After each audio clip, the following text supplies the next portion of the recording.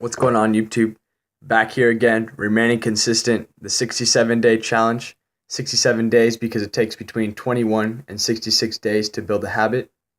So I'm doing speaking for 67 days straight to make speaking a habit. And I have seen increases in my speaking capabilities thus far.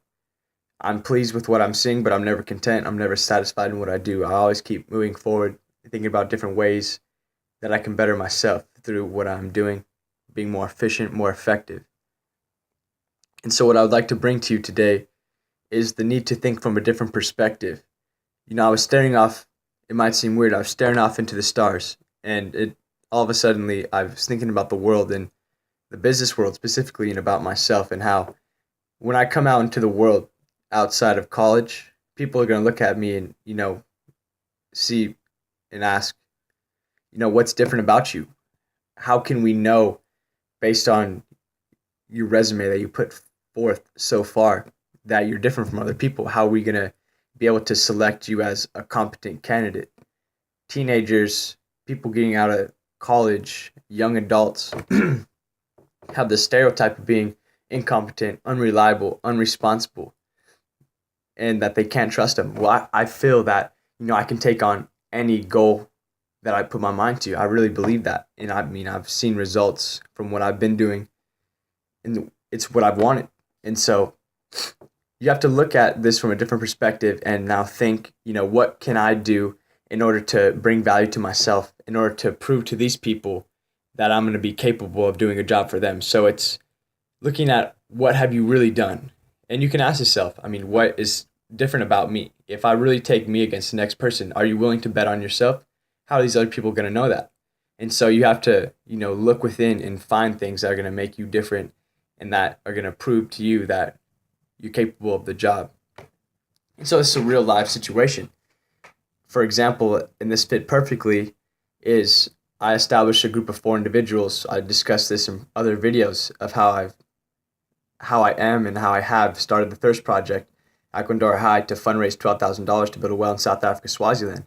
This is something that business people will see, and if I succeed in this project, which I'm most definitely sure I will, based on my complex strategy, not complex, but just a strategic plan, multifaceted, like I said in my previous video, thinking like a general and all that, strategic methods, referencing back to yesterday. But this is something that's going to add value. They're going to see that what I've done, and they're going to be impressed.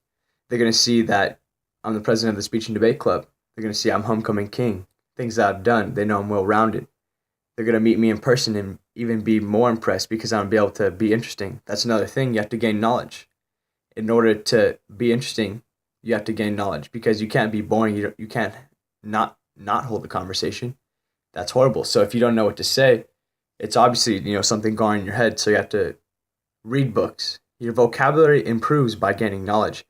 It's the information that you spit out is your vocabulary. So you're getting knowledge, but it instead of it being like, knowledge output, it's more of your rhetoric, your vocabulary improves. And so knowledge is power also in the speaking world. And that's why you need to read to be a great speaker. I try to read consistently articles, magazines, annual reports, Success Magazine, Business Insider, LA Times, New York Times, whatever it may be.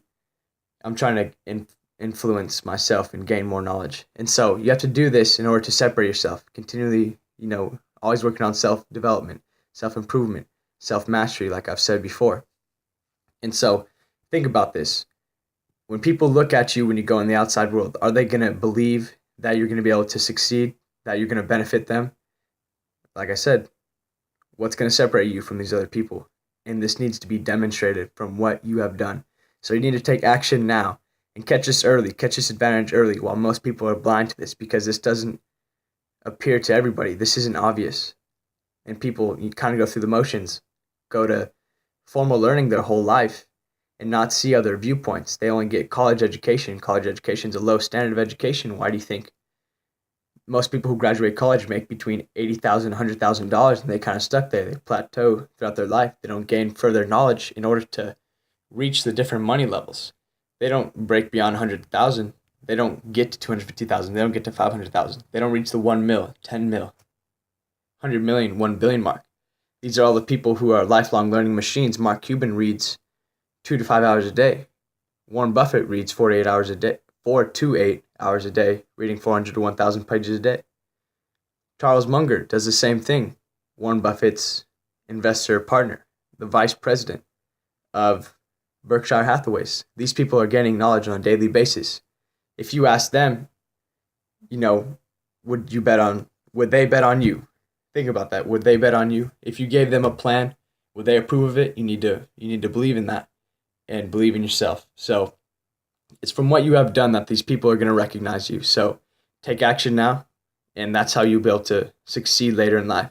So check it out. Definitely recommend it. All these topics that I talk about, I try to use them in my daily life. I try to remind myself of this. It's all things that I've learned myself, and I like to teach them back, because the more you teach, the better you retain the information. You retain the information 56% better by teaching it back to someone. That's part of the reason why I'm doing the speaking challenge, so I can gain more knowledge. It's an experiment. There's 3 types of self-learning, or how to self-learn: mentoring, experimenting, and reading. This is one of my experiments, 67 days. Run an experiment yourself. Try it for 67 days. 90 days, go a year. Peter Drucker, 18th month goal. How far are you willing to go? Willpower. Discussed that in a video earlier. Nelson Mandela, 27 years in prison. Wow, I mean, stay impatient. Stay patient. Anyways, I'll let you guys go for the night. Just wanted to spread the knowledge. Knowledge Society. Check it out. Have a good night.